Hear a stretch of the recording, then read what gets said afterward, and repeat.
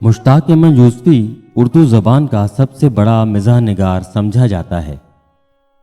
ताहम हकीकत यह है कि यूसुफी साहब एक अजीम मिज़ाह निगार होने के साथ बहुत वसीउल इल्म और इंसानी नफ्सियात की बारीकियों पर गहरी नज़र रखने वाले दानिश्वर भी थे।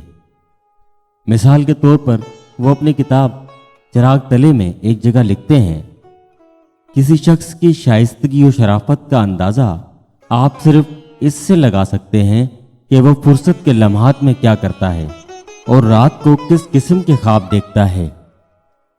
हकीकत यह है कि इंसान एक समाजी वजूद है। समाज में जिंदा रहने के लिए इंसान समाज के मयार पर बनाए हुए नकाब को पहनकर लोगों के सामने आता है, मगर जब इंसान तन्हा होता है तो वो अपने चेहरे पर चढ़ा हर नकाब उतार देता है। फिर वो जो कुछ करता है वो उसकी असल शख्सियत का इजहार होता है।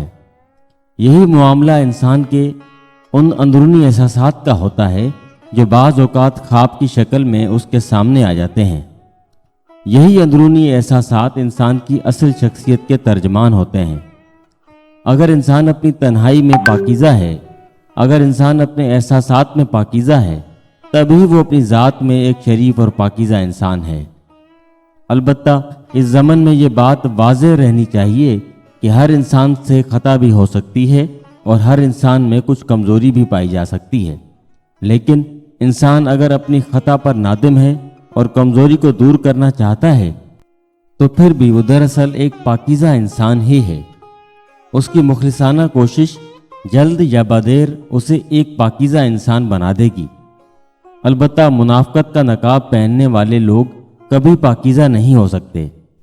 क़यामत के दिन ऐसे लोगों का नकाब उतार कर उनकी असल शख्सियत को सबके सामने बतौर सज़ा नंगा कर दिया जाएगा।